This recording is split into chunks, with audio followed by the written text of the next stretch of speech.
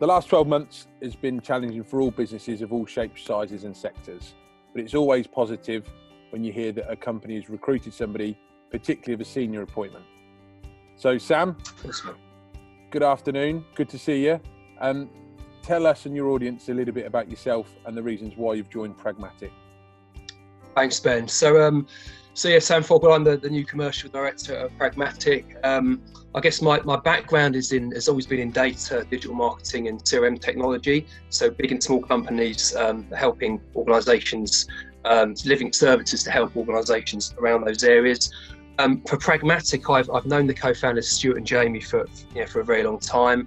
Been very impressed by the business they built. It's been really great what they've done, and they've recruited a really talented team as well. So I think the combination of my background with the right timing for PragmatiQ, it made it a natural step to join the business. I think also, the culture, the values are great there, so there's a great sort of match to me. And I think just the opportunity actually out there in the market at the moment for companies that are trying to embrace digital change, improve their automation, get into the cloud, deliver an even better experience to employees and customers. That's what PragmatiQ are kind of experts in doing with the technology they use, which is Microsoft Dynamics 365. So yeah, it was a kind of a compelling time to come on the business at this point in the journey. So the last year has been unprecedented times and challenges for businesses. But in your field of, from a CRM and a digital transformation perspective, what are the main challenges that you're hearing from businesses, both locally and nationally? I think, the first thing to recognise, I guess, is probably that 2020 has been an incredibly difficult year for all businesses, really. And PragmatiQ were fortunate to grow, but it's been hard for everyone, and in different ways. I think some of the key common challenges, though, probably things like that overnight move from being in an office to remote, which from an IT point of view has been incredibly difficult, and I think actually very, very impressive if you look back at how quickly businesses could do that. I think also just the lack of being able to do things face to face anymore, deliver in-person service, distribution models. Things like culture, flexibility, productivity and trust in businesses, they've always been important, but now that has to be delivered a bit more remotely and a more individual kind of way, which is not easy. It's very difficult to do that. And I think ultimately the underlying systems and things that companies have in place in their businesses, I think there's a realisation for many companies they need to upgrade and change their systems and platforms, but it's not always been the top priority. I think 2020 has absolutely sort of flown up the priority list for business owners, IT people, CIOs, because it's no longer a case of keeping these things modern and embracing digital change to be competitive. They have to do it to survive. So I think they're big general challenges that we see in here. So there's obviously a lot to consider for companies that are about to embrace digital change and new technology, because if they didn't in 2020, they're almost certainly got to in 2021. Yeah. In your experience, what's the best place to start for them? What advice can you give on that? Yeah, I think it sounds kind of obvious, but I think to begin with in any business, there needs to be an awareness and a general consensus across the organisation around goals and challenges. Like, where are we today? And I suppose put simply, what does the best version of our company look like? And I think that kind of needs to be the foundation for every business. It's easier said than done. But that needs to be the starting point. I think off the back of that, if you can then say, well, here's our ideal state, this is our best version, working back from that, where are the gaps in data, people, process and technology that we need to address in order to get us there. They're kind of like the building blocks that you're then kind of layering on top.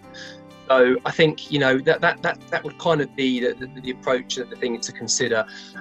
Digital transformation as a term is obviously scary, and it can mean a lot of things to different businesses, but companies can achieve an awful lot within a defined budget and time frame. So I think being able to understand short, long-term priorities, budget, say timings, both internal and external. What's our capacity to do things? Because we're all rushing around trying to homeschool, work, all kinds of things at the moment. It's difficult.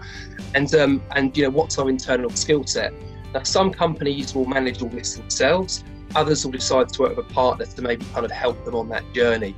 I think from our experience, if you're looking to work with a partner, and typically that might be someone that's got technical experience in implementing a new system or solution, maybe can also look at things through a business lens to help you to kind of find and craft those overarching challenges. There's a few things that I think probably quite important. Number one, there's the right cultural fit, because you're probably going to be spending a lot of time together. You need to get on, they need to have an awareness of the business and you of them and their processes.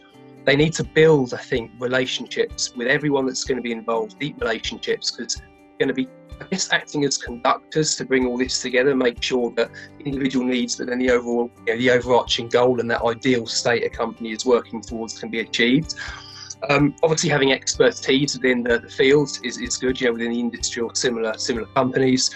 And I think finally, and possibly most importantly, between both the partner and the business, what are the target outcomes, what does success look like, and making sure that everyone's on the same page. I think that's key.